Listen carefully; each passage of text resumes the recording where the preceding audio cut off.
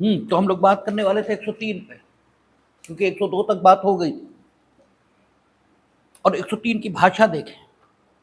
सबसे पहले इसका मार्जिनल नोट कहता है decisions on question as to disqualification of members.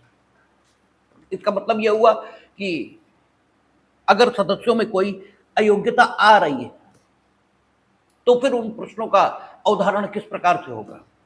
और फिर भाषा देखें, यदि यह प्रश्न उठता है कि संसद के किसी सदन का कोई सदस्य अनुच्छेद 102 के खंड 1 में वर्णित किसी निर्भरता से ग्रस्त हो गया है या नहीं, तो वह प्रश्न राष्ट्रपति को विनिश्चय के लिए निर्देशित किया जाएगा और उसका विनिश्चय अंतिम होगा। लेकिन सबसेक्शन 2 ये क्लियर कर रहा है कि राष्ट्रपति इस विषय पर स्वयं निर्णय नहीं लेंगे। वो साफ साफ कह रहा है ऐसे किसी प्रश्न पर विनिश्चय करने के पहले राष्ट्रपति निर्वाचन आयोग की राय लेगा और ऐसी राय के अनुसार कार्य करेगा। इंफेक्शन है कि ऐसी राय के अनुसार कार्य करेगा। इसका मतलब राष्ट्रपति स्वतंत्र नहीं है,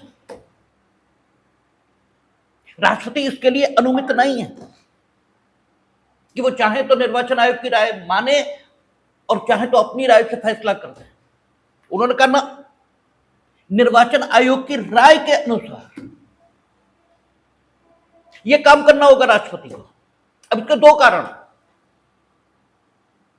एक तो निरंकुशता, ये किसी भी अथॉरिटी में नहीं होनी चाहिए। इंटरडिपेंडेंस ये आ रही है, न तो इलेक्शन कमीशन ये किसी एमपी को सदन की सदस्यता के अयोग्य घोषित कर सकता है, और न राष्ट्रपति चाहे तो अकेले कर पाएंगे। एक तो इंटरडिपेंडेंस ये आ गई। दो अथॉरिटी है, दोनों अथॉरिटीज को काम करना होगा मिलकर, और जो कई लोगों का इन्वॉल्वमेंट ये किसी भी काम में होगा तो काम के निष्पक्षता पूर्वक संपन्न होने की जो गुंजाइश है ये हमेशा बढ़ेगी। इसीलिए हम लोग प्रोसीजरल लॉज में देखते हैं क्या कहता है, निर्णय खुले न्यायालय में सुनाया जाएगा। ये नहीं कह रहे कि जज साहब वो निर्णय सुनाएंगे जो लोग चाहेंगे, नहीं, आप सुनाइए, लेकिन सुनाएंगे आप खुले न्यायालय में। और सारी जो विचारण की कार्यवाही है वो भी खुले न्यायालय में चलेगी, क्योंकि खुले न्यायालय में चलना ये अपने में फेयरनेस इसको सुनिश्चित करता है। आप खुले कुछ भी खराब करने में थोड़ी शर्मिंदगी ये अनुभव करते हैं।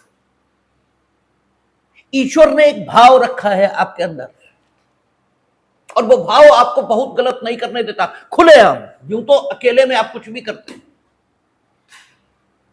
और इसीलिए अकेले में भी जो धर्मोपदेशक है वो आपको इस बात के लिए प्रेरित करते हैं कि आप ये अनुभव करें कि ईश्वर वहां भी है जहां आप अकेले हैं। यानी अकेले आप वहां भी नहीं है, कोई और है जो मौजूद है और जो आपको ऑब्जर्व कर रहा है।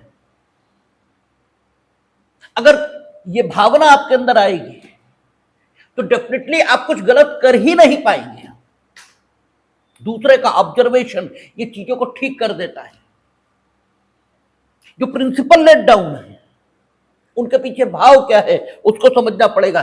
चीजें याद करने की जरूरत नहीं बचती, ये रटने की आवश्यकता नहीं है कि डिस्क्वालिफिकेशन इस प्रश्न का उदाहरण राष्ट्रपति करेंगे और निर्वाचन आयोग की राय पर करेंगे। ये रटने की जरूरत ही नहीं। ये रखा क्यों गया इसको समझ लेने की जरूरत है। और बिल्कुल सेम केस वहां राज्यों की विधायिका की सदस्यता के संबंध में वहां पहुंचेंगे, हम लोग देखेंगे। संबंधित आर्टिकल मेरे ख्याल से 192 होना चाहिए, ठीक है, 190 192 यहां कहीं पर मिल जाएगा। वहां आपको लिखा मिलेगा कि राज्य विधायिका इसके किसी सदस्य के संबंध में निर्योग्यता संबंधी सवाल उठता है, अयोग्यता संबंधी सवाल उठता है, डिसेबिलिटी संबंधी सवाल उठता है, तो फिर राज्यपाल ये इस प्रश्न का निर्धारण करेंगे, किंतु निर्वाचन आयोग की राय के अनुसार। तो ये जो इन्वॉल्वमेंट है अदर अथॉरिटीज का, ये रखा ही इसलिए गया ताकि फेयरनेस रहे मामले में,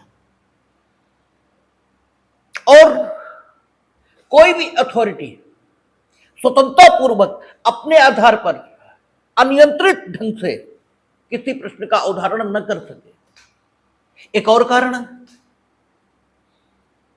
और वो अनुच्छेद 361 है। अनुच्छेद 361 की मौजूदगी, ये देख ले एक मिनट, अनुच्छेद 361 ये क्या कहता है? कहता है राष्ट्रपति और राज्यपालों और राज प्रमुखों का संरक्षण।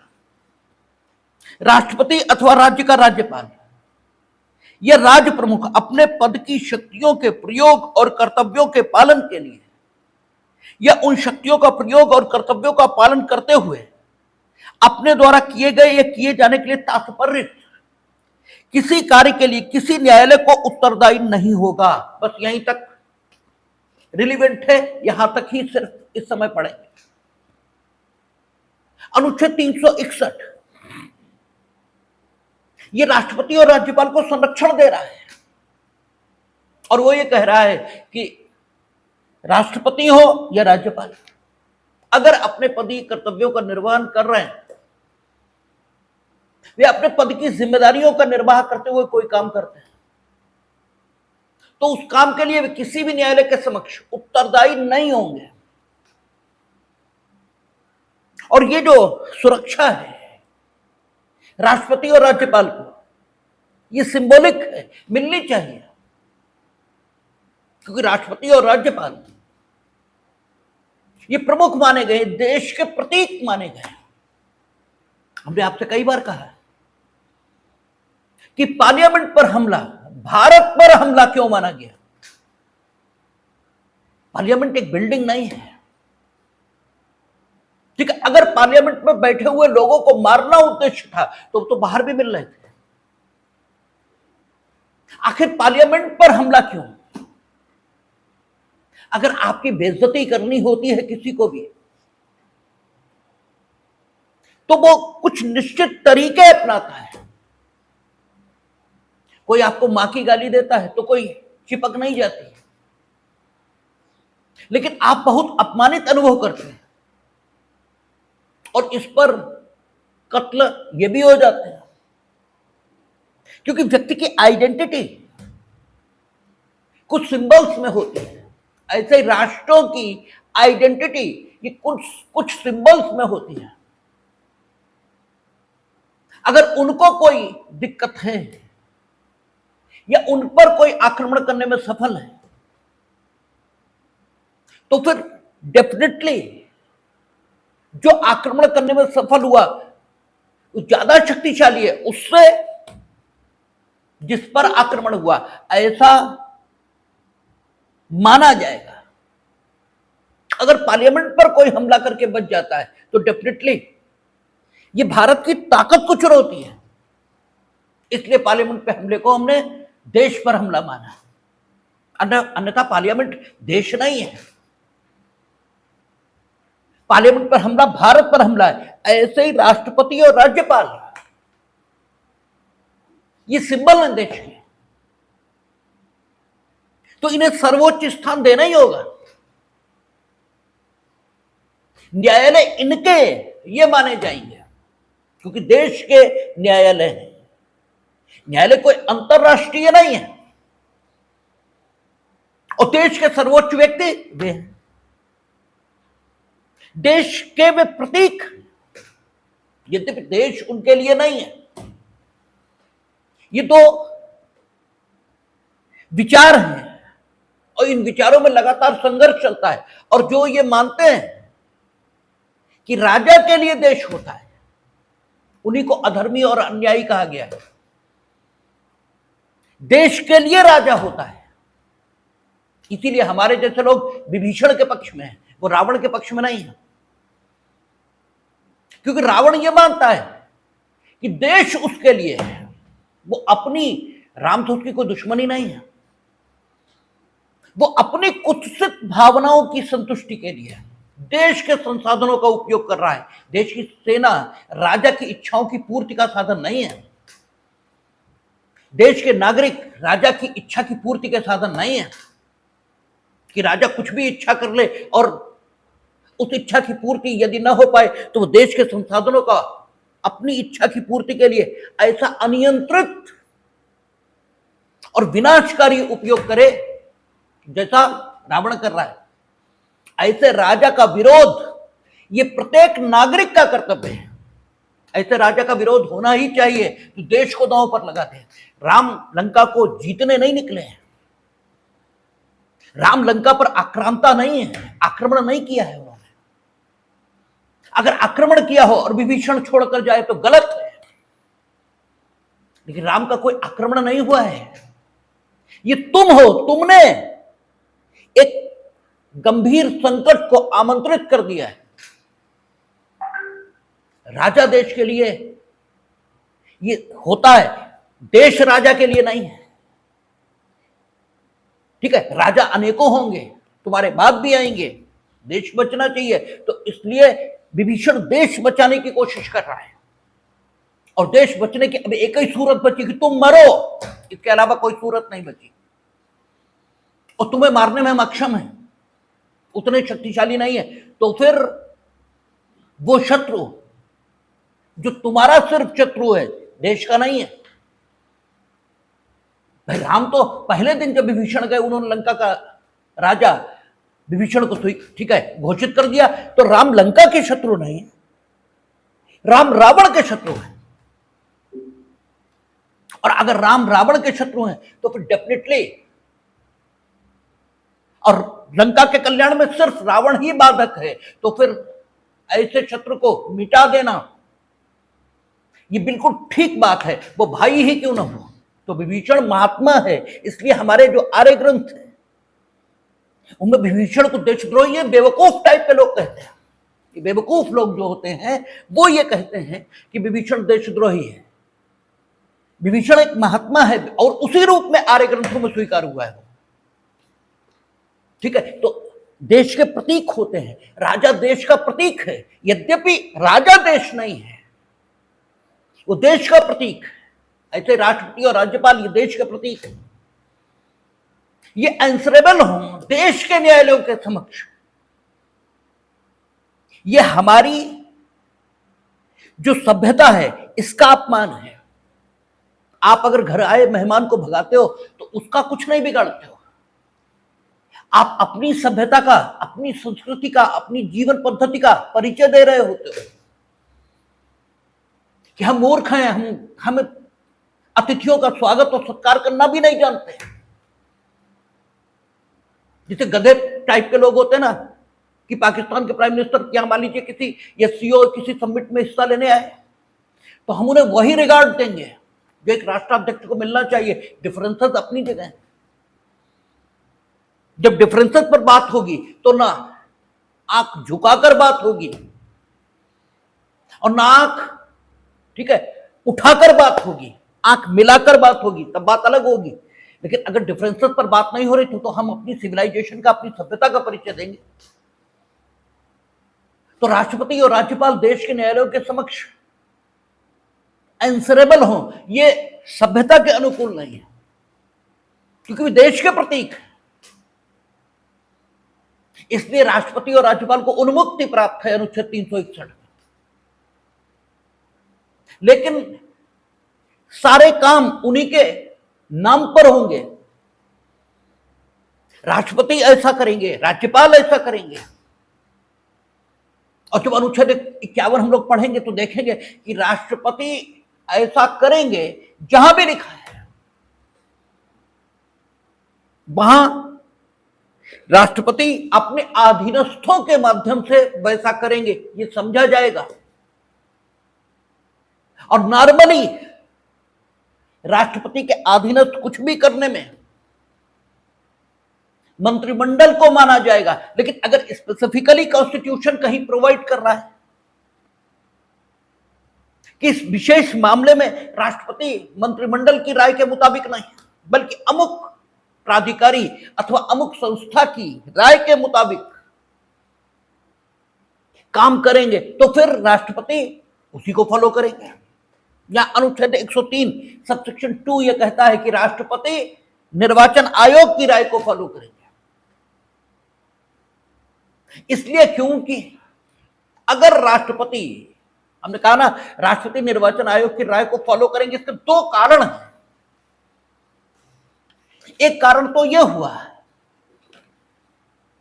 कि निरंकुशता का अभाव रहना चाहिए। जब दो प्राधिकारी किसी काम को करने के लिए सशक्त किए जाएंगे और दोनों के सहयोग से ही वो काम हो पाएगा, तो दोनों को ठीक ढंग से काम करना ही होगा।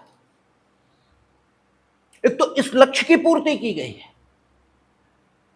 और दूसरी बात कि राष्ट्रपति को अनुच्छेद 361 के अंतर्गत देश के न्यायालयों के समक्ष आंसरेबल होने से बचा दिया गया है। अब अगर किसी मेंबर में डिस्क्वालिफिकेशन हुआ है और राष्ट्रपति ने उसे डिसेबल घोषित कर दिया और वो संसद की सदस्यता इसके अयोग्य हो गया, तो अगर वाकई ऐसा हुआ है तब तो कोई बात नहीं। लेकिन अगर राष्ट्रपति से गलती हुई है, ठीक है, जब अनजाने में आपसे वो होता है जो नहीं होना चाहिए तो उसे गलती कहते हैं, और जब जानबूझकर आप वैसा करते हो जैसा नहीं करना चाहिए तो अकृत्य होता है। यह अकृत्य अपराध की सीमा में जा सकता है, और यह अकृत्य सिर्फ अकृत्य बनकर रह सकता है। यह देखा जाएगा कि जो कुछ आप कर रहे हो उसका समाज पर कितना गंभीर प्रभाव है, उसके हिसाब से उस कृत्य को करने के लिए आपके बारे में स्थितियां निर्धारित की जाएंगी कि आपको प्रतिकर के दायित्व के अधीन किया जाए या दंड के। और जब आप वो करने का नाटक करते हो जो आपको करना चाहिए लेकिन इनफैक्ट वो नहीं करते हो, तो आप छल करते हो, कपट करते हो, ऐसा कहा जाता है। तो विभिन्न जो भाव स्थितियां हैं, विभिन्न जो तथ्य स्थितियां हैं, उनको समझना चाहिए, ठीक है ना। भाव स्थिति के मुकाबले फैक्ट सिचुएशन को समझा जाता है। अगर आप भाव स्थिति नहीं समझ सकते तो फिर आप सही निष्कर्षों पर नहीं हो सकते। कृष्ण कह रहे हैं कि मेरी शरण आ जाओ गीता में, तो क्या कृष्ण अहंकारी पुरुष है? ठीक है, वो कहते हैं मेरी शरण आ जाओ, कि तो अहंकार भरा वाक्य लगता है। लेकिन एक मां भी तो बच्चे से यही कहती है मेरी शरण आ जाओ, तो क्या मां अहंकार में बोल रही है? ठीक है, ये एक भाव है। तो किस बात को किस भाव में कहा गया है इसको समझना पड़ता है। यहां जो कहा कि राष्ट्रपति निर्वाचन आयोग की राय के मुताबिक काम करेंगे, दो कारण। एक, निष्पक्षता यह निर्धारित हो सके, दो अथॉरिटीज मिलकर काम करेंगी तो पक्षपात की गुंजाइश न्यूनतम हो जाएगी, न्यूनतम। और दूसरा, अनुच्छेद 361, राष्ट्रपति आंसरेबल नहीं है किसी भी कोर्ट के समक्ष। जिसको डिसेबल होना चाहिए था वही डिसेबल हुआ, बात ठीक है, क्योंकि डिसेबिलिटी अराइज कब होगी? डिसेबिलिटी अराइज होगी या तो ऑफिस ऑफ प्रॉफिट होल्ड करने लगा, ठीक है ना, तो भी disability. Office of profit hold करता था और उसने नॉमिनेशन पेपर फाइल किया, that will be decided by the courts. ठीक है, आपने देखा था कि अगर प्री एग्जिस्ट कर रही है डिस्क्वालिफिकेशन तो फिर न्यायालय वो डिसाइड करेंगे। अनुच्छेद 102। और अगर व्यक्ति चुन लिया गया और उसके बाद डिस्क्वालिफिकेशन अराइज हुई, जैसा जया बच्चन में हुआ था, ठीक है ना। यद्यपि जया बच्चन तो फिल्म विकास निगम के अध्यक्ष पहले ही थी, लेकिन जया बच्चन के मामले में हमने आपको बताया था कि एक एक्ट बनाकर लगभग 46 जो ऑफिसर्स थे उन्हें ऑफिस ऑफ प्रॉफिट से बाहर कर दिया गया था। यानी यह भी हो सकता है कि मेंबर ऑफ पार्लियामेंट हो जाने के बाद कोई ऑफिस ऑफ प्रॉफिट होल्ड करना शुरू कर दे तो उसमें एक डिसेबिलिटी अराइज हो जाएगी, और वो डिसेबिलिटी ऐसी होगी जो नॉमिनेशन फाइल करने के समय पर नहीं थी। या 102 सबसेक्शन 1 इसमें वर्णित डिसेबिलिटीज, इनमें से कोई अराइज हो गई, भारत का नागरिक नहीं रहा, दिवालिया हो गया और अनुन्मोचित हो गया, विकृत हो गया, ये कोई गारंटी तो नहीं कि जो एमपी हो जाएगा वो विकृत हो गई नहीं। तो इस डिसेबिलिटी को रिकॉग्नाइज करने का, आइडेंटिफाई करने का, और अकॉर्डिंगली जो संसद का सदस्य उसे डिस्क्वालीफाई घोषित करने का जो काम है वो किसके पास है? राष्ट्रपति और राज्यपाल। यहां राष्ट्रपति, और अकॉर्डिंगली जो वहां हम पहुंचेंगे 192 पर तो राज्यपाल है। लेकिन ये फैक्ट सिचुएशंस हैं, अनुन्मोचित दिवालिया है या नहीं। हम तुम्हें कोई चीज दे रहे हैं और तुम नहीं ले रहे, तो हमने नहीं दी ये कैसे कह दे? भाई हम देना और आप लेना, क्योंकि हमने दी ही नहीं, तब तो भाई बात ठीक है। और हम दें और आप ले ही ना, और आप कहें कि साहब ये हमारे ऋणी हैं, तो ये बात कितनी ठीक है। इसीलिए कानून दो शब्द प्रयोग करता है, निविदान और परिदान। आप विभिन्न कानून पढ़ेंगे, वहां लिखा होता है निविदान करने पर या परिदान करने पर। अगर टेंडर भी किया हमने and you have denied that tender, तो मेरी लायबिलिटी खत्म है। अब कानून हम पर कोई दायित्व नहीं रखेगा, क्योंकि निविदान हमने कर दिया। अब तुम स्वीकार ही नहीं करते तो हम तुम्हारे सिर पर बांध तो नहीं देंगे वो चीज। और दूसरा परिधान यानी डिलीवरी हमने दी और आपने ली। तो अनुन्मोचित दिवालिया हम हो जाएं, इसके लिए तुम लेते ही नहीं ऋण, तो हम क्या करें? और तुम चाहते ये हो कि हम अनुन्मोचित दिवालिया हो जाएं और संसद के सदस्य न रहें।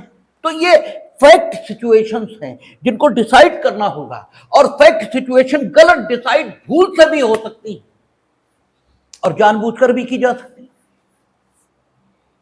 अब आप इसको ऐसे पढ़ें मानो यहां यह लिखा है कि राष्ट्रपति इस प्रश्न का निर्णय करेंगे।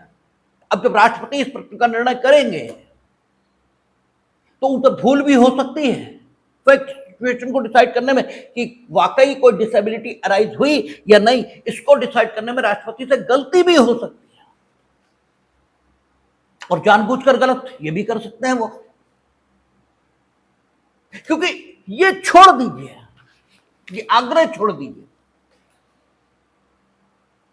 कि व्यक्ति ये देवता होगा। व्यक्ति देवता नहीं होता।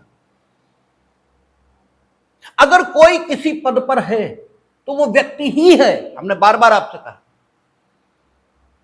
क्योंकि व्यक्ति ही पद पर हो सकता है। व्यक्ति के ऊपर जो उठ गया, जिसने व्यक्तित्व छोड़ दिया, वो व्यक्ति से ऊपर उठ गया। ठीक है, जो व्यक्तित्व को छोड़ चुका है उसके लिए पद गौण हो जाते हैं। वो किसी पद का आकांक्षी नहीं है। इसलिए जो व्यक्तित्व छोड़ देते थे संन्यास की परंपरा में, उन्हें लौकिक दृष्टिकोण से मरा हुआ मान लेते थे, लौकिक दृष्टिकोण से। इसलिए उनका नामकरण नया करने की परंपरा है हमारी मेथोडोलॉजी में। उनका जो सांसारिक नाम है वो भी नहीं रहता। क्योंकि अब वो व्यक्ति ही नहीं बचे, अब उन्होंने व्यक्तित्व तो छोड़ दिया है, अब वो किसी पद पर जाने को राजी नहीं, और इसीलिए वो छोड़कर जंगल जाना जरूरी थोड़ा ही होता है। आप यहीं बैठे बैठे व्यक्तित्व तो छोड़ सकते हैं, तो भी आप सन्यासी हो गए, क्योंकि सन्यास तो एक भाव है, उसका स्थिति से कोई मतलब नहीं। आप कहां रहते हैं कोई लेना देना नहीं, आप क्या पहनते हैं कोई लेना देना नहीं। राम तो राजसी कपड़े पहनना है, उनसे ज्यादा सन्यासी कौन है? ठीक है, ये तो एक भाव स्थिति है, ये तो एक फैक्ट सिचुएशन है। ठीक है, आपका इसका स्थिति से कोई ताल्लुक नहीं होता। आप कहां रह रहे हैं, आप जंगल में रहेंगे और वहां गृहस्थ होंगे, आप घर में रहेंगे और सन्यासी होंगे, ये तो भाव है, इसका स्थिति से क्या ताल्लुक। लेकिन पदों पर सिर्फ व्यक्ति होंगे, क्योंकि जो व्यक्तित्व तो छोड़ चुका उसके लिए पद का कोई अर्थ नहीं बचा। इसलिए राष्ट्रपति हो, सीजेआई हो, कोई हो, वे व्यक्ति ही हैं, और व्यक्ति के रूप में अगर कोई कुछ काम करेगा तो निजाम बनाना होगा, नियम बनाने होंगे, क्योंकि व्यक्ति मानवीय गुण और मानवीय दोष दोनों से युक्त होगा। कोई किसी पोस्ट को होल्ड करता है, इससे वो ईश्वर नहीं हो जाता, वो व्यक्ति ही रहता है। ईश्वर होने की प्रक्रिया पदों पर जाने की प्रक्रिया नहीं है, ईश्वर हो जाने की प्रक्रिया अलग ढंग की प्रक्रिया है। आप भी ईश्वर हो सकते हैं, ठीक है, क्योंकि अंततः ईश्वर ही आप में है, आप कुछ अलग थोड़ा ही। तो जिस दिन आप ये अनुभव कर लेंगे उस दिन आप भी, भाई हम ईश्वर के ही अंश हैं। तो जब ईश्वर के ही अंश है, तो अगर करंट इसमें आ रहा है तार में और करंट उसमें आ रहा, तो करंट तो दोनों ही जगह है, कहोगे तो करंट ही। तो ईश्वर होने की प्रक्रिया तो अलग है और व्यक्ति होने की प्रक्रिया अलग है। अगर कोई पदों पर है तो वो डेफिनेटली व्यक्ति ही है, इसके अलावा कुछ भी नहीं है, वो कोई हो। और हमारी सबसे बड़ी दिक्कत यह है कि हम व्यक्ति को उसकी स्थिति, उसके स्टेटस, उसकी परिस्थिति, इससे पहचानते हैं। बड़ा आप फेसबुकियों को देखेंगे, न्यायालय ने कह दिया, अरे तो कोई आफत हो गई, न्यायालय ने कह दिया, तो न्यायालय में बैठे क्या भगवान जी बैठे हैं, क्या फरिश्ते बैठे हैं? वहां बैठा तो आदमी है। तो ऐसे ही राष्ट्रपति अगर अकेले इस प्रश्न का निर्णय करेंगे तो उनसे गलती भी संभव है और उनके द्वारा छल किया जाना यह भी संभव है, और उनके द्वारा जानबूझकर गलत किया जाना यह भी संभव है। और अगर उन्होंने गलत डिसाइड किया तो अनुच्छेद 361 की मौजूदगी उन्हें न्यायालय के समक्ष ना आने का अधिकार देगी, और तब हम उसके लिए क्या करेंगे, जिसे गलत ढंग से संसद की सदस्यता के अयोग्य घोषित कर दिया जाएगा, उसका हम क्या करेंगे? क्या हम उसे अन्याय के साथ जीने के लिए छोड़ देंगे यूं ही? और अगर ऐसा करेंगे तो उस एमपी के लिए इस कॉन्स्टिट्यूशन ऑफ इंडिया का क्या मतलब, जिसकी प्रियम्बल में आपने भारत के सभी निवासियों को सामाजिक, आर्थिक और राजनीतिक न्याय इसे देने की बात कही है, तो इसका तो कोई मतलब ही नहीं बचता, इसका तो कोई अर्थ ही नहीं बचता। तो दोनों सिचुएशन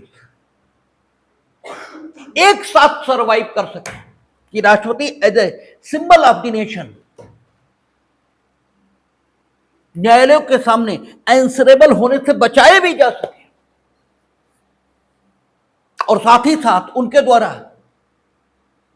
यदि कुछ गलत डिसाइड हो जाए संसद के किसी सदस्य की सदस्यता के संबंध में, तो न्यायालयों में उसकी वैधानिकता का परीक्षण यह भी हो पाए। इसके लिए जरूरी क्या है कि हम अनुच्छेद 103 सबसेक्शन 2 जैसी व्यवस्था निर्मित करें। इससे बेहतर व्यवस्था नहीं हो सकती। उन्होंने कहा कि राष्ट्रपति निर्धारित करेंगे कि कोई व्यक्ति किसी निर्योग्यता से ग्रसित हुआ या नहीं, किंतु उनके द्वारा यह जो निर्धारण होगा ये निर्वाचन आयोग की राय के अनुसार होगा, मीनिंग देयर बाय उनका अपना इसमें कुछ भी नहीं होगा। ठीक है, कहते हैं ना कि तुम तो उनकी राय के मुताबिक चल रहे हो, तो असल दोष उसका है जिसकी राय के मुताबिक हम चल रहे हैं। ये तो आप दैनंदिन जीवन में भी कहते हो कि अरे उनका क्या दोष, वो चलते तो उनकी राय के मुताबिक है। तो अगर कोई दोष है तो उनका है, यानी इनफैक्ट डिसेबिलिटी के सवाल को जो हल करेगा वो कौन? निर्वाचन आयोग। और निर्वाचन आयोग को अनुच्छेद 361 में या किसी अन्य अनुच्छेद में कोई प्रोटेक्शन मिला नहीं, वो तो न्यायालय के समक्ष आंसरेबल होंगे। और राष्ट्रपति ने mere declaration of that opinion which was given by election commission to him, ठीक है, उस mere डिक्लेरेशन के अलावा कुछ किया नहीं। तो फिर न्याय की मांग ये कहती है कि अगर कुछ गलत हुआ तो फिर इलेक्शन कमीशन बताए in which manner he has come to such a conclusion that this particular MP has been disqualified to be a member of parliament। ठीक है ना, तो फिर तो आप बताएं, और आपको कोई प्रोटेक्शन है नहीं। इसलिए इस अनुच्छेद 103 सबसेक्शन 2 में यह बात रखी गई है कि राष्ट्रपति और संबंधित जो आर्टिकल्स, मेरा ख्याल है 192, उसमें राज्यपाल अयोग्यता से संबंधित प्रश्नों का अवधारण करेंगे, किंतु वे अयोग्यता से संबंधित प्रश्नों का अवधारण निर्वाचन आयोग की राय के अनुसार करेंगे। और ये निर्वाचन आयोग की राय उन पर बाइंडिंग है, और ये मैं नहीं कहता, ये सारा इंटरप्रिटेशन, इसमें कुछ इंटरप्रिटेशन मेरा है नो डाउट, लेकिन वो इंटरप्रिटेशन सुप्रीम कोर्ट द्वारा किए गए इंटरप्रिटेशन के अनुरूप है। आपकी ये भी बड़ी अजब सी आदत है कि आप बताते हैं सुप्रीम कोर्ट ने ये कह दिया, आप ये नहीं कहते कि कॉन्स्टिट्यूशन के आर्टिकल में ये लिखा है। सुप्रीम कोर्ट के कह देने से कुछ नहीं होता। सुप्रीम कोर्ट कल कुछ ऐसा कह दे जो इस कॉन्स्टिट्यूशन में नहीं लिखा तो सुप्रीम कोर्ट की कोई बात नहीं मानी जाएगी, बल्कि उल्टा हो सकता है जज साहब न रहे कल। ठीक है, महत्वपूर्ण यह है कि कानून के आर्टिकल में यह लिखा है। सुप्रीम कोर्ट की बात इसलिए महत्वपूर्ण बात के रूप में वक्ताओं के द्वारा कोड की जाती है कि वक्ता ये बताते हैं देखिए मेरा इंटरप्रिटेशन ठीक है, क्योंकि जो अधिकृत व्याख्याकार है उसने भी ऐसा ही कहा है। इसके लिए सुप्रीम कोर्ट की भाषा और शब्दावली का उपयोग किया जाता है। उसका मतलब यह नहीं होता कि whatever they are going to say that will be the constitution of India, no। ठीक है, कॉन्स्टिट्यूशन ऑफ इंडिया ये डिसाइडेड है, उसकी अधिकृत व्याख्या क्या हो सकती है ये वो करते हैं, और अगर हमारी व्याख्या उसके अनुरूप होती है तो व्याख्या ठीक मानी जाती है। क्योंकि आखिर ये कैसे तय होगा कि हम जो कह रहे हैं वो ठीक है या कोई और जो कह रहा है वो ठीक है? तो कोई अधिकृत व्याख्याकार चाहिए, तो अधिकृत व्याख्या वो करेंगे, ऐसा कहा गया है। तो आपका Ramakrishna Hegde office of profit की जब हम लोग बात कर रहे थे तभी मुकदमा आया था कि रामकृष्ण हेगड़े कौन थे? कर्नाटक के चीफ मिनिस्टर थे। प्लानिंग कमीशन जो अब नीति आयोग हो चुका है उसके उपाध्यक्ष अपॉइंट किए गए थे। प्रश्न ये उठा था कि क्या कर्नाटक विधानसभा के मेंबर और मुख्यमंत्री होने के योग्य है वो, क्योंकि मुख्यमंत्री हो ही नहीं सकते जब तक विधानसभा के मेंबर न हो। तो योजना आयोग के उपाध्यक्ष के रूप में क्या उन्होंने ऑफिस ऑफ प्रॉफिट होल्ड कर लिया है, और यदि हां तो क्या वो डिसेबल हो गए? और राज्यपाल ने इस प्रश्न को ठीक है कहां भेजा था? इलेक्शन कमीशन के पास, और वहां सारी बातें चल रही थी। वहां ये तर्क रामकृष्ण हेगड़े के केस में दिया गया और ये कहा गया कि चूंकि राष्ट्रपति इस प्रश्न का अवधारण कर रहे हैं कि कोई अनएलिजिबल है या नहीं, लेकिन वे इलेक्शन कमीशन की राय के अनुसार कर रहे हैं। अब देखिए, शब्द एक ही है और शब्द के भिन्न अर्थ सजेस्ट किए जा रहे हैं, और यही सुप्रीम कोर्ट का बस काम है कि कौन सा अर्थ इस संदर्भ में ग्राह्य होगा। देखिए, आप उनकी राय के मुताबिक काम करेंगे। इस शब्दावली के दो अर्थ हो सकते हैं, या अमुक व्यक्ति की राय के मुताबिक काम करता है, कि अमुक व्यक्ति की राय के मुताबिक काम करता है, लेकिन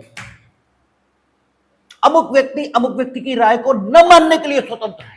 यद्यपि ये ठीक है कि हर अवसर पर राय देने वाले की राय इतनी ठीक होती है कि उसके अलावा अन्य कोई राय हो ही नहीं सकती, इसलिए मान लेता है।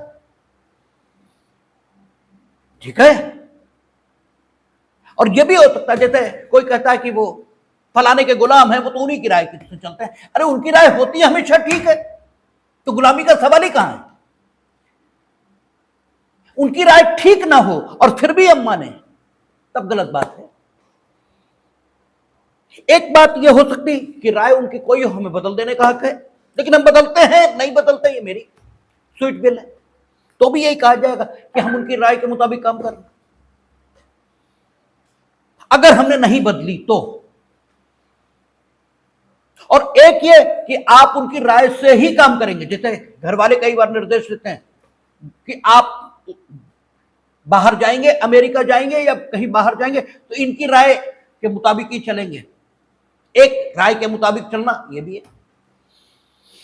तो रामकृष्ण हेगड़े के केस में ये बात कही गई है, ये ठीक है कि राज्यपाल निर्वाचन आयोग की राय के अनुसार अयोग्यता संबंधी प्रश्नों का अवधारण करेंगे, लेकिन निर्वाचन आयोग की राय राज्यपाल की राय में मर्ज हो गई। अब निर्वाचन आयोग की राय बची नहीं, निर्वाचन आयोग ने राय दी राज्यपाल को, उस राय, ठीक है, को राज्यपाल ने अपनी राय में मर्ज कर लिया। अब जो राय है वो राज्यपाल की है, अब राय निर्वाचन आयोग की नहीं है। जैसे उन्होंने कहा प्रतिग्रहित प्रस्थापना वचन बन जाती है,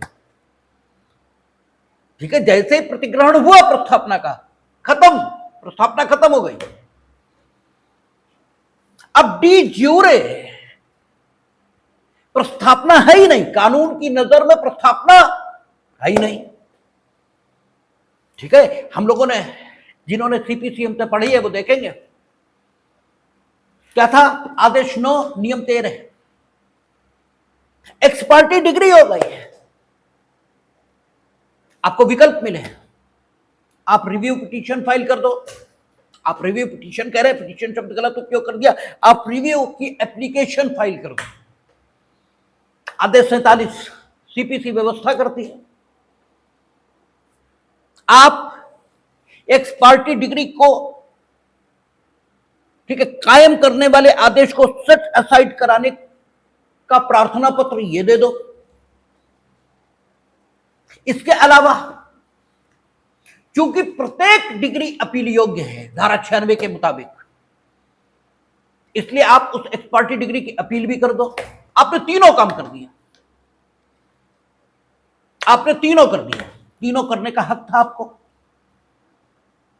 एक्स पार्टी डिग्री की जो अपील थी वो गुणदोष पर निरस्त हो गई, यानी यह पाया गया कि एक्स पार्टी डिग्री एकदम ठीक है। अब आपने जो ये रिव्यू लगा रखी है और एक्स पार्टी डिग्री को सेटिस्फाइड कराने के लिए जो प्रार्थना पत्र दे रखा है, इसका क्या भविष्य है? तो ये उत्तर आता था कि ये दोनों खारिज हो जाएंगे, क्योंकि जिस ऑर्डर को तुम सेटिस्फाइड कराना चाहते थे वो ऑर्डर मर्ज कर गया है अपीलेट कोर्ट के ऑर्डर में। अब तथ्य के तौर पर लोअर कोर्ट का ऑर्डर बचा है, यानी तथ्य के तौर पर आप आंखों को दिखाने के लिए अगर लोअर कोर्ट के ऑर्डर की नकल निकलवाना चाहो तो निकल आएगी, किंतु कानून की नजर में अपीलेट कोर्ट का निर्णय अब निर्णय है, लोअर कोर्ट का निर्णय नहीं है। अगर यह पूछा जाएगा कि इस मामले में क्या निर्णय हुआ, तो आप लोअर कोर्ट का निर्णय नहीं दिखाएंगे, अपीलेट कोर्ट का निर्णय दिखाएंगे। इसे मर्जर का प्रिंसिपल कहा जाता है कि लोअर कोर्ट का निर्णय अपीलेट कोर्ट के निर्णय में मर्ज कर गया। ठीक है ना? अपीलेट कोर्ट का निर्णय यही बचा है, डी ज्यूरे विदिता जो बचा वो अपीलेट कोर्ट का निर्णय है। तथ्यता अपीलेट कोर्ट का निर्णय और लोअर कोर्ट का निर्णय दोनों मौजूद है। तथ्यता यानी ज्ञानेंद्रियों से जिसका संज्ञान आप कर सकते हो, वो दोनों निर्णय कर सकते हो, लेकिन कानून की नजर में वही है। तो रामकृष्ण हेगड़े के मुकदमे में यही कहा कि गवर्नर, ठीक है, गवर्नर ने जब राज्यपाल के रूप में इलेक्शन कमीशन की राय के मुताबिक काम करना प्रारंभ कर दिया, तो इलेक्शन कमीशन की राय बची कहां? वो तो गवर्नर की राय बन गई। और जब गवर्नर की राय बन गई तो फिर या तो गवर्नर को आप पिटीशन में उत्तरदाता के रूप में, ठीक है, संयोजित करो। ठीक है, या तो गवर्नर भी आए और वो अपनी बात कहें कि उन्होंने किस प्रकार संबंधित व्यक्ति को हटाया, क्योंकि इलेक्शन कमीशन ने हटाया नहीं, उसने सिर्फ राय दी, हटाया तो इन्होंने, और उनकी राय इनकी राय में मर्ज कर गई थी, क्योंकि इन्होंने अपनी राय से हटाया है। इसलिए या तो गवर्नर आए अपने कृत्य का औचित्य सिद्ध करने के लिए, और गवर्नर आ नहीं सकते क्योंकि अनुच्छेद 361 मौजूद है, that is the part of the constitution. अगर अनुच्छेद 103 संविधान का भाग है तो उसी संविधान का भाग अनुच्छेद 361 है, और दोनों अनुच्छेदों में इस प्रकार की कोई शब्दावली नहीं है जिससे यह तय हो सके कि इस अनुच्छेद को सब्जेक्ट टू दैट अनुच्छेद पढ़ा जाएगा, ऐसा कुछ है नहीं। तो फिर यह कैसे संभव है कि गवर्नर को पार्टी बनाए बिना इस मामले में न्याय निर्णय किया जा सके? तब सुप्रीम कोर्ट ने जो व्यवस्था दी वो व्यवस्था यही है कि नो, अनुच्छेद 103 सबसेक्शन 2 में लिखा जरूर है कि राष्ट्रपति, ठीक है, और वही बात लागू होगी विधानसभाओं के संबंध में, या राज्यपाल इलेक्शन कमीशन की राय के मुताबिक काम करेंगे। लेकिन वहां राय राष्ट्रपति या राज्यपाल की है ही नहीं, हमेशा इलेक्शन कमीशन की राय है, क्योंकि वो इलेक्शन कमीशन की राय के मुताबिक ही काम करने को बाध्य है। इसलिए इलेक्शन कमीशन को पक्षकार बनाकर अगर व्यक्ति को डिसेबल घोषित करने के निर्णय की जांच हो रही है तो इसमें कोई खराबी नहीं है, और यही इंटरप्रिटेशन लिया जाना चाहिए, क्योंकि हार्मोनियस कंस्ट्रक्शन ये होना चाहिए, गोल्डन रूल यही है इंटरप्रिटेशन के संबंध में कि विधि के दो प्रावधान हैं, दोनों परस्पर विरोध में जाते दिखाई दे रहे हैं, तो ऐसा इंटरप्रिटेशन करिए कि दोनों सार्थक बने रहें, क्योंकि दोनों को विधायिका ने ही इनेक्ट किया है। तो 361 और 103 सबसेक्शन 2 का अगर इंटरप्रिटेशन ये लिया जाए कि यहां राज्यपाल या राष्ट्रपति इलेक्शन कमीशन की राय को डिसओबे नहीं कर सकते, उन्हें उसके मुताबिक ही काम करना है, तो फिर स्थिति एकदम ठीक आ जाती है और दोनों बातें बनी रहेंगी। 361 के मुताबिक उन्हें आने की जरूरत है नहीं, किया तो उन्होंने तो सिर्फ डिक्लेरेशन किया, तो ये बताएं, इलेक्शन कमीशन बताए कि उन्होंने किस आधार पर डिसेबल किया, और इलेक्शन कमीशन को कोई प्रोटेक्शन है नहीं। तो इस तरह 103 सबसेक्शन 2 इसे इस तरह पढ़ते हैं कि ठीक है, राष्ट्रपति राज्यपाल डिसेबल घोषित करेंगे इलेक्शन, और खूब पूछा जाता है, ये खूब धड़ाधड़ प्री में खूब पूछा जाता है, 103, 104, 102 सब खूब पूछे जाते हैं। ठीक है, तो करेंगे उनकी राय के मुताबिक, लेकिन वह राय मानने के लिए वे बाध्य हैं, उसे इनकार नहीं कर सकते। एक और सवाल पैदा हुआ, ठीक है, राष्ट्रपति राज्यपाल क्या लिखा है अनुच्छेद 102 आपका देखें, 103 सबसेक्शन 1 कहता है यदि यह प्रश्न उठता है। अब सवाल यह है कि कैसे उठता है, ठीक है, यह लिखा है यदि यह प्रश्न उठता है, कौन उठा सकेगा, कैसे उठेगा, ये तो नहीं लिखा। ठीक है, सिर्फ इतना लिखा कि यदि यह प्रश्न उठता है कि संसद के किसी सदन का कोई सदस्य अनुच्छेद 102 के खंड 1 में, क्योंकि 102 खंड 2 तो बाद में जोड़ दिया ना, 102 खंड 2 ये तो दल बदल विरोधी कानून वाला है और उसे बाद में जोड़ दिया। और इसीलिए हम बार बार कह रहे थे कि जब आपने जोड़ा तो आप 102 खंड 1 में जोड़ते, आप 102 खंड 1 में जोड़ते, 102 बनाने की जरूरत ही क्या थी, वो तो बनाए इसीलिए कि वहां लोकसभा अध्यक्ष, राज्य हाउस के प्रिजाइडिंग अफसर, उन्हें अयोग्यता के प्रश्न का निर्धारण करने का हक आपने दे दिया। क्यों? वो आपकी मुट्ठी में रहेंगे। ठीक है ना, कांग्रेस का बड़ा रोल है लोकतांत्रिक इतिहास के बनने में। इस ढंग से नहीं कि उन्होंने बनाया, उन्होंने सब खूब गड़बड़ किया है, खूब। आजकल वो संविधान बचाते हैं, अभी विशेषाधिकार पढ़ेंगे तो हम लोग देखेंगे। इंदिरा गांधी अकेली प्राइम मिनिस्टर हैं देश की जिन्हें हाउस के विशेषाधिकार हनन करने के लिए जेल भेजा गया, अकेली प्राइम मिनिस्टर देश की। और अगली बार जब चुन के आई तो वो प्रस्ताव जिससे वो जेल भेजी गई थी उसी को संशोधित कर दिया, जबकि ऐसा होना ही नहीं चाहिए। भाई आप एक बात बताओ, जब हम लोग हाउस के विशेषाधिकार पढ़ेंगे तो देखेंगे हाउस का विशेषाधिकार, इसका वायलेशन हुआ या नहीं हुआ, यह प्रश्न न्यायालयों द्वारा निर्धारित नहीं किया जाएगा, जो प्रश्न हाउस के द्वारा ही निर्धारित होगा।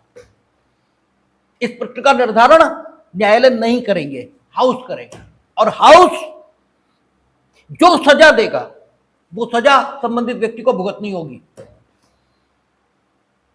लेकिन हाउस जब विशेषाधिकार के प्रश्नों का अवधारण करेगा तो वो जो फंक्शन करेगा वो फंक्शन कौन सा होगा? जुडिशियल। यद्यपि न्यायालय नहीं कर रहा, ऐसे तो बहुत सारे ट्रिब्यूनल जितनी है वो फंक्शन करती है, तो फंक्शन तो उनका जुडिशियल है, यद्यपि वो न्यायालय नहीं है। कंज्यूमर फोरम यद्यपि न्यायालय नहीं है,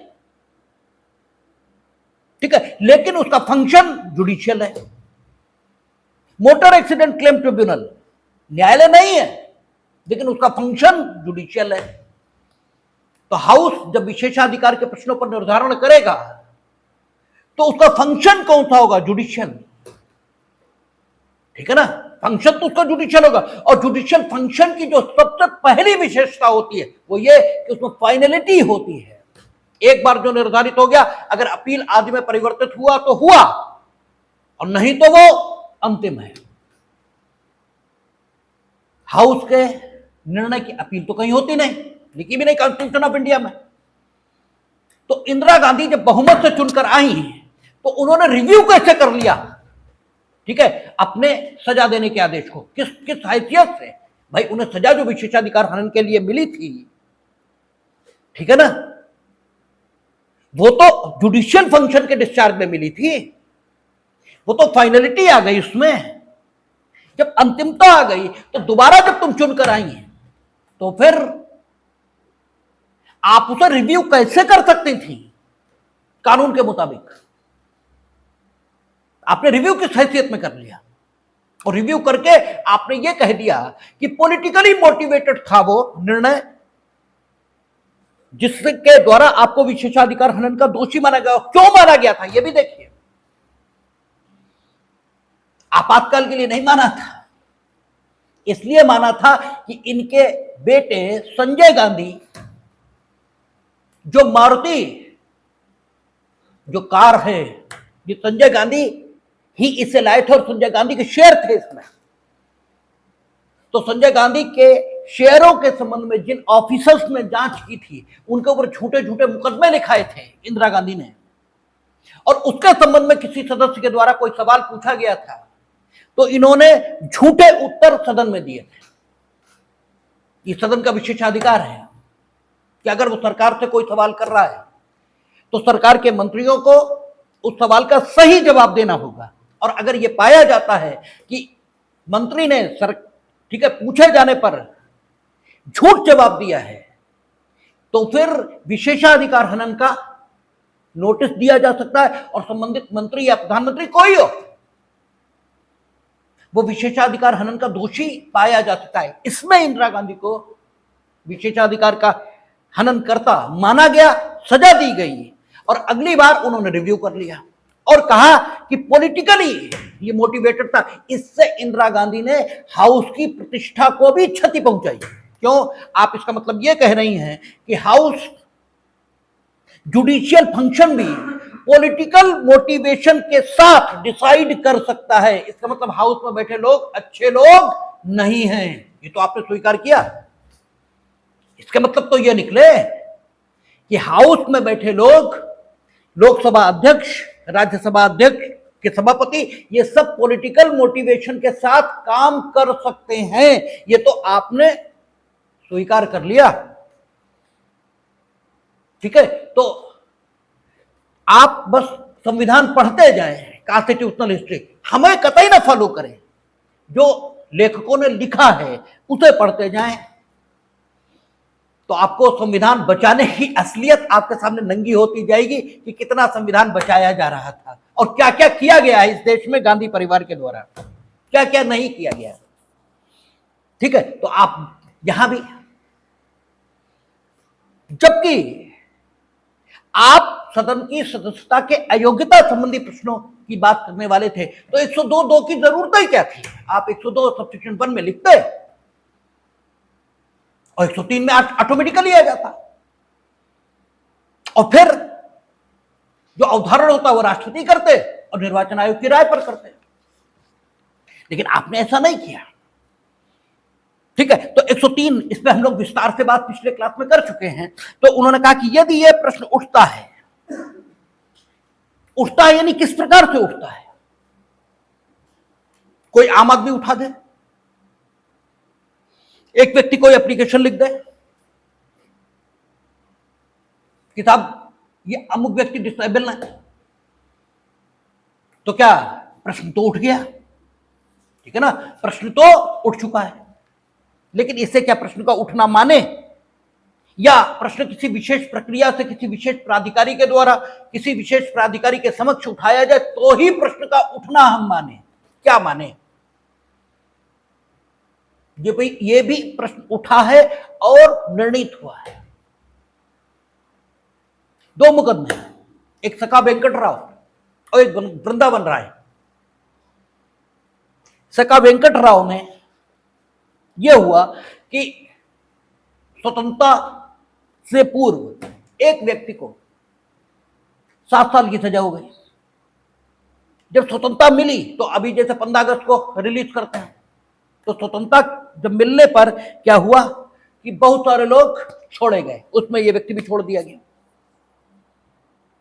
अब जो पीपुल्स रिप्रेजेंटेशन एक्ट 1951 आया, उसमें यह कहा कि अगर किसी को 2 साल या उससे ज्यादा की सजा मिल गई तो वो चुनाव लड़ने के अयोग्य घोषित होगा 5 साल तक, या इलेक्शन कमीशन चाहे तो इस अवधि को कम कर दे।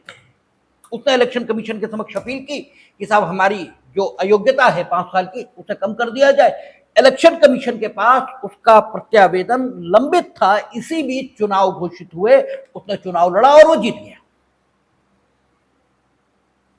इसके बाद इलेक्शन कमीशन ने उसका वो प्रत्यावेदन रिजेक्ट कर दिया, यानी हम आपकी अयोग्यता की अवधि कम नहीं करेंगे, ये हो गया। अब प्रश्न उठा कि क्या ये अयोग्य हो गया है? तो सुप्रीम कोर्ट गया मामला, और सुप्रीम कोर्ट ने कहा कि अगर अयोग्य हुआ भी तो ये अयोग्यता उस पनिशमेंट के कारण उत्पन्न हुई मानी जाएगी जो इसे नॉमिनेशन पेपर फाइल करने से पूर्व मिला था। और ऐसी दशा में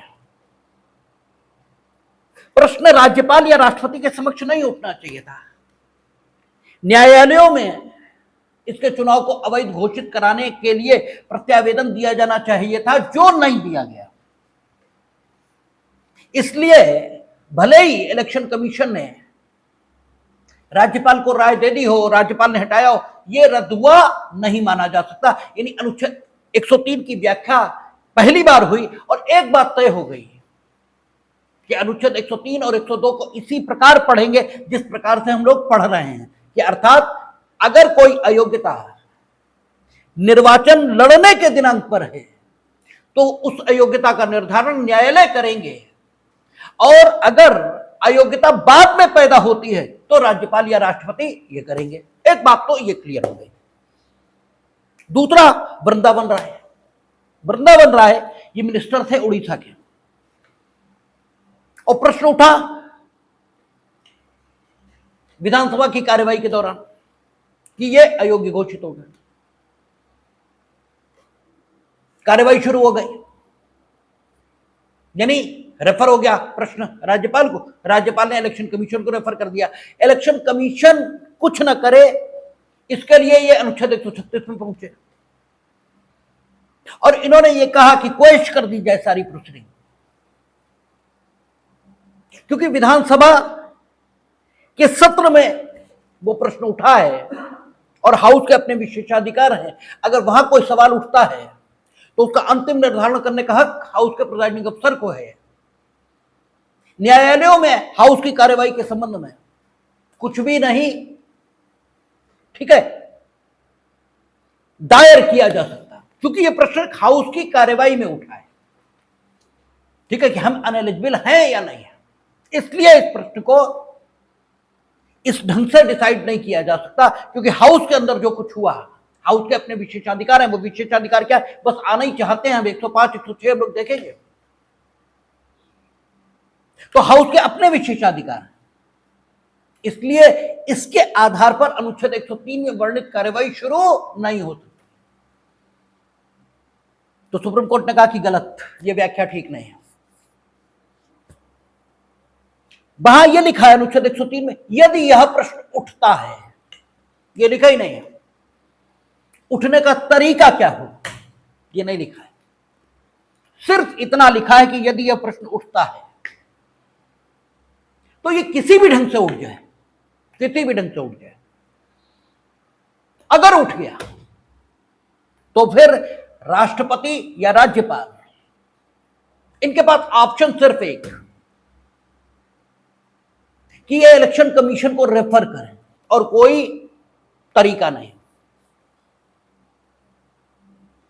अब सवाल ये उठता है कि इलेक्शन कमीशन को रेफर कर दिया, इलेक्शन कमीशन ने इस प्रश्न की जांच शुरू कर दी कि क्या कोई वाकई अयोग्यता पैदा हुई, तो इलेक्शन कमीशन का ये जो सारा काम है ये किस कैपेसिटी में होगा, जुडिशियल कैपेसिटी में। जुडिशियल न्यायिक कार्यवाही, इसकी परिभाषा क्या है, न्यायिक कार्यवाही की परिभाषा यही, जब दिए गए साक्ष्य के आधार पर पक्षकारों के अधिकारों का न्याय निर्णयन हो तो उस कार्यवाही की प्रकृति न्यायिक कार्यवाही की मानी जाती है। यही जुडिशियल प्रोसीडिंग की परिभाषा है। यहां इलेक्शन कमीशन जो कुछ करने जा रहा है उक्त पक्षकारों के अधिकारों पर न्याय निर्णयन होगा, इसलिए इलेक्शन कमीशन की ये जो सारी कार्यवाही है इसकी प्रकृति कैसी है, जुडिशियल। अच्छा, जुडिशियल है, लेकिन इस कार्यवाही का संचालन न्यायालय द्वारा नहीं किया जा रहा, तो उस प्राधिकारी को जो इस कार्यवाही को संचालित कर रहा है उसे हम क्या नाम देते हैं, ट्रिब्यूनल। उसे हम ट्रिब्यूनल नाम देते हैं, न्यायाधिकरण ये नाम देते हैं। इसका मतलब इस समय न्याय जो इलेक्शन कमीशन काम कर रहा है वो काम किस कैपेसिटी में कर रहा है, न्यायाधिकरण की कैपेसिटी में। और हमने आपको कई बार बताया है कि ट्रिब्यूनल की फंक्शनिंग के लिए अगर कोई प्रक्रिया ये नहीं बनाई गई है तो उसे ट्रिब्यूनल को नेचुरल जस्टिस के प्रिंसिपल्स के मुताबिक काम करना होता है। अगर ट्रिब्यूनल के संचालन के लिए कोई प्रक्रिया बनी हुई है तो उस प्रक्रिया के मुताबिक, क्योंकि न्यायालयों के संचालन के लिए प्रक्रियाएं बनी होती हैं, दंड न्यायालय सीआरपीसी या वर्तमान में बीएनएसएस, सिविल न्यायालय सीपीसी।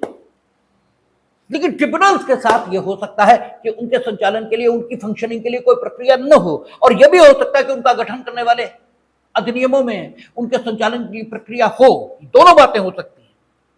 यदि नहीं है तो नेचुरल जस्टिस, और यदि है तो जहां तक है वहां तक वो प्रक्रिया, और अन्यथा नेचुरल जस्टिस।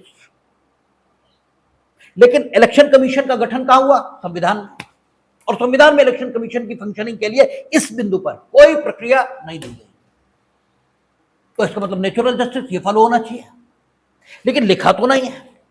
यह प्रश्न उठा सुब्रमण्यम स्वामी ने जयललिता, जो तमिलनाडु की चीफ मिनिस्टर थी, इनके निर्वाचन को चुनौती दी।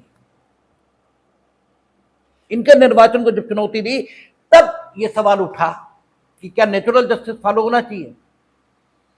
और नेचुरल जस्टिस के 3 सिद्धांत हैं। एक रूल अगेंस्ट बायस है, ठीक है ना, कि निर्णायक प्राधिकारी को पक्षपाती नहीं होना चाहिए, एक तो उनका यह है, ठीक है ना। दूसरा आउडी अल्ट्रम पार्टम है, यानी सुनवाई का युक्ति संगत अवसर मिलना चाहिए दूसरे पक्ष को। और तीसरा डिसीजन रीजन्ड होना चाहिए। ये नेचुरल जस्टिस के 3 प्रिंसिपल हैं। इन 3 प्रिंसिपलों की व्याख्या क्या है तो एडमिनिस्ट्रेटिव लॉ का विषय यहां पर नहीं लिया जा सकता, प्रासंगिक जितना है उतना हम बताए दे रहे हैं। तो सुब्रमण्यम स्वामी, इनके द्वारा जब प्रश्न उठा तब यह सवाल उठ गया कि नेचुरल जस्टिस क्यों उठा, पृष्ठभूमि क्या थी। था ये कि उस समय chief election commissioner TN Seshan थे, और टीएन शेषन इनके एक मामले में सुब्रमण्यम स्वामी की पत्नी वकील थी, ठीक है ना। और यहां जयललिता के खिलाफ पिटिशनर कौन हुए? सुब्रमण्यम स्वामी। जयललिता के निर्वाचन को अवैध कौन घोषित करा? डिसेबिलिटी आ गई जयललिता में, ठीक है, और जयललिता सदन की सदस्य नहीं हो सकती, ये डिसाइड कराना चाहता है सुब्रमण्यम स्वामी। उनकी पत्नी इलेक्शन कमीशन के एक चीफ इलेक्शन कमिश्नर की वकील हैं। राय किसकी आनी है? इलेक्शन कमीशन की। जो फैसला होगा वो इलेक्शन कमीशन की राय के मुताबिक होगा, ठीक है। तो न्याय भले ही हो जाए, लेकिन ये कहने को जगह बचेगी कि इलेक्शन कमीशन ने राय इसलिए दी क्योंकि सुब्रमण्यम स्वामी के एप्लीकेशन पर डिसीजन हो रहा था, और चीफ इलेक्शन कमीशन जो था, यानी जो चीफ इलेक्शन कमिश्नर थे, उनकी वकील उनकी पत्नी थी। जबकि नेचुरल जस्टिस ये भी चाहता है कि न्याय हो ही नहीं, दिखे कि न्याय हुआ, ये चाहता है। तो सवाल ये है कि क्या इलेक्शन कमीशन के द्वारा प्रश्न का अवधारण करने में नेचुरल जस्टिस के प्रिंसिपल लागू होते हैं या नहीं? सुप्रीम कोर्ट ने कहा यस, लागू होते हैं, क्योंकि न्यायाधिकरण है ये। इस समय न्यायाधिकरण की कैपेसिटी में ये सब कुछ हो रहा है। दल बदल के किस्से में भी तो यही था, क्योंकि कोर्ट कह रहा था ये इस समय जुडिशियल फंक्शन आप कर रहे हो, इसलिए यह आप ये नहीं कह सकते, ये किसी भी न्यायालय में चुनौती नहीं दी जा सकती। तो इसमें नेचुरल जस्टिस लागू होगा। और कोर्ट ने कहा कि चीफ इलेक्शन कमिश्नर, उस समय 3 सदस्यीय चुनाव आयोग हो चुका था, तो कोर्ट ने कहा कि चीफ इलेक्शन कमिश्नर प्रथमतः अपने को अलग रखेंगे डिसीजन की प्रक्रिया से। 2 लोग, ठीक है, ये तय करेंगे कि सदस्यता के प्रश्न पर क्या होना चाहिए। उन दोनों में मतभेद हो जाए तो चीफ इलेक्शन कमिश्नर इसमें हस्तक्षेप करेंगे और अपना मत देंगे, उससे पूर्व नहीं। तो एक चीज तय होकर आ गई कि नेचुरल जस्टिस यहां लागू होगा। एक और इंटरेस्टिंग सवाल यहां खड़ा हुआ था इसी मुकदमे में। जयललिता ये अयोग्यता से ग्रसित हो गई, इस बात की शिकायत सुब्रमण्यम स्वामी ने तत्कालीन राज्यपाल से कर दी, और राज्यपाल अपने दबा के बैठ गए, क्योंकि यह लिखा है, यदि यह प्रश्न उठता है,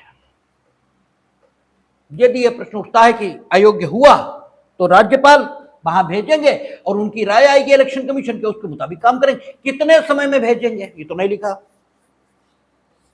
हमने कहा ना, विश्वास करने की कोई जरूरत नहीं किसी पर। अंततः आदमी हैं और पदों पर सिर्फ आदमी ही होगा। जो आदमी नहीं है वो चाहे जानवर हो चाहे महामानव हो, दोनों ही पदों पर नहीं होंगे, क्योंकि पदों का कोई मतलब दोनों के लिए नहीं है, ना जानवर के लिए ना महामानव के लिए। तुम्हारे लिए है कि बड़ा पीसीएस जे हो जाए। बहुत लोग पीसीएस जे नहीं है और CGI chief justice of India उनके पैरों में पड़े रहते हैं, बहुत लोग नहीं है। ये तो पद कुछ नहीं होते। बहुत लोग हैं जिनके सामने लेट जाते हैं, डीएम और प्रधानमंत्री भी, जिनके सामने तुम लेट जाते हो। लेट तो ना छोड़ो, तुम हो सकता है गड्ढा खोद के उसमें लेट जाओ कि तुम्हें लगे चमचागिरी से कुछ ज्यादा ही हो जाए। उनके पैरों के समानांतर लेटने की बजाय उनके पैरों में गड्ढा खोदो, उसमें घुस जाओ, ये भी हो सकता है। और वो लेट जाते हैं ऐसे लोगों के सामने जो किसी पद पर नहीं है। इससे पद से व्यक्ति का मूल्यांकन नहीं हो सकता। ठीक है, तो आप देखें यहां क्या लिखा, यहां ये लिखा है कि राज्यपाल भेजेंगे। लेकिन ये प्रश्न उठे तो तुम बेकार की बकवास कर रहे हो। ठीक है, तुम कह रहे हो प्रश्न उठे। तो एक सज्जन आए, बोले आपने कहा था कि हम ये कर देंगे तो हिसाब करवा देंगे। हमने कहा आज भी कह रहे हैं तुम ये कर दो हिसाब करवा देंगे, लेकिन हिसाब का मतलब हिसाब होता है। हिसाब का मतलब ये नहीं होता तुम जो बताओगे वो हिसाब हम करवा देंगे। नो, ये थोड़ी होता इसका मतलब। जो हिसाब होता है वो हिसाब करवा देंगे। ठीक है, तुम जो बताओगे वो हिसाब हम मान लेंगे, ये कब कहा था हमने। ठीक है, तो ऐसे ही यदि यह प्रश्न उठता है तो प्रश्न उठे तो फालतू दूसरे को परेशान करने के लिए लिख लिख के भेज रहे हो कि अयोग्य हो गए। रोज बेचारे को भेजा जाता है, इलेक्शन कमीशन रोज डिसाइड हो गए नहीं हुए, बहुत अच्छे है। यानी कोई क्या प्रथम दृष्टया जांच करने का हक राज्यपाल को है या नहीं है। दो प्रश्न उठे कि क्या कोई प्रथम दृष्टया जांच इस तथ्य की कि वाकई कोई प्रश्न पैदा हुआ है इस लायक कि उसे इलेक्शन कमीशन को रेफर किया जाए, ऐसा कोई प्रश्न उठा भी है या नहीं। और दूसरी बात कि क्या राज्यपाल और राष्ट्रपति कुछ समय तक इस प्रश्न को अपने पास रोक सकते हैं, और यदि कुछ समय तक कितने समय तक। क्योंकि जयललिता के प्रश्न को भेजा ही नहीं, राज्यपाल अपने दबा के आराम से लेट गए। ठीक है, तब सुब्रमण्यम स्वामी ने एक याचिका, आपको मालूम है सर्चेरियो और प्रोविशन ये दो रिट्स हैं जो किसी को वो करने के लिए उत्प्रेरित कर सकती हैं जो उसे करना चाहिए, या वो करने से रोक सकती हैं जो उसे नहीं करना चाहिए। ये फाइल की सर्चेरियो, और कहा सर्चेरियो के नेचर में रिट जारी कर दी जाए, निर्देश दिया जाए कि ये रेफर करें। इस पर कोई निर्णय आता इससे पहले ही राज्यपाल ने रेफर कर दिया, तो यह प्रश्न ओपन रह गया। इस प्रश्न का अभी तक कोई जवाब नहीं है कि क्या कोई प्राइमा फेसी जांच कर सकते हैं राज्यपाल या नहीं कर सकते, और अगर कर सकते हैं तो कितने समय में उन्हें यह जांच कंप्लीट करनी चाहिए। यह प्रश्न आज भी खुला प्रश्न है, कुछ नहीं कहा जा सकता। लेकिन लगता ऐसा है, लगता है क्योंकि अधिकृत तो कुछ है नहीं, अधिकृत तो वो जो कहेंगे वही होगा, तो अधिकृत तो कुछ नहीं है। लेकिन लगता ऐसा है कि ऐसा वे नहीं कर पाएंगे क्योंकि मैंडेटरी है। आप कोई जांच नहीं करोगे, आप प्रश्न उठा आप भेजो, वो जांच करें जो करनी है, प्राइमा फेसी करनी है, फाइनल करनी है, जो करना है वो करें। तो लगता ऐसा है कि नहीं होना चाहिए, लेकिन अधिकृत कुछ भी नहीं है इस विषय में। अब एक प्रश्न बस बचता है, और वो एक प्रश्न ये है कि अगर एक व्यक्ति नॉमिनेशन फाइल करने के दिनांक पर अयोग्य था, चुन लिया गया, उसके निर्वाचन को अदालत में चुनौती मिलनी चाहिए थी, यही तो 102 के मुताबिक अदालत में चुनौती मिलेगी। अदालत में चुनौती देने के लिए लिमिटेशन एक्ट लागू होता है, ठीक है ना। अदालत में चुनौती देने के लिए लिमिटेशन एक्ट लागू होता है। मान लीजिए लिमिटेशन निकल गई, तब तक किसी ने उसके निर्वाचन को चुनौती नहीं दी, अब क्या करें? क्या अब मुकदमा फाइल हो सकता है? तो इसका जो उत्तर आया है वो ये आया है कि अनुच्छेद 226 में हाईकोर्ट के समक्ष जाने के अलावा कोई रास्ता नहीं है, क्योंकि अनुच्छेद 226 में लीगल राइट और फंडामेंटल राइट दोनों प्रश्न सुने जा सकते हैं, और ये लीगल राइट है, और 226 में इंटरटेन करने के लिए कोई लिमिटेशन नहीं है, ठीक है। तो वहां ये जाया जा सकता है। तो ये आपके निर्योग्यताओं से जुड़े सवाल हुए, दो अनुच्छेद 102 और 103। 102 कुछ निर्योग्यताओं का वर्णन करता है, जिनमें से अनुच्छेद 102 सबसेक्शन 1, इसमें जो निर्योग्यताएं वर्णित है, वे निर्योग्यताएं यदि आप में नॉमिनेशन पेपर फाइल करने के दिनांक पर है तो न्यायालय,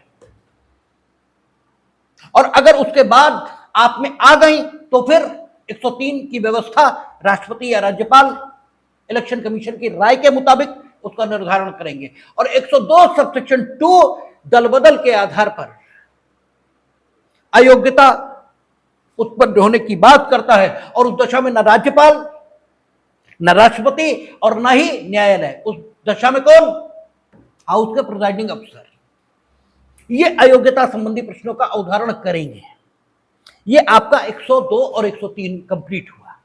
अब 104 ये बताता है कि कोई व्यक्ति अनएलिजिबल था, लेकिन वो हाउस की कार्यवाहियों में हिस्सा लेता रहा, पता ही नहीं लग पाया अनएलिजिबल है, ठीक है, तब तक लेता रहा। तो हाउस की कार्यवाही पर इसका क्या असर आएगा और उसके विरुद्ध क्या कार्यवाही हो सकती है, यह अनुच्छेद 104 और 105 से प्रिविलेजेस, विशेषाधिकार 105 और 106। 106 में तो खैर उनके वेतन भत्ते होंगे, और 107 से विधायी प्रक्रिया, तो देखेंगे, शेष बात कल करेंगे हम लोग, देखेंगे।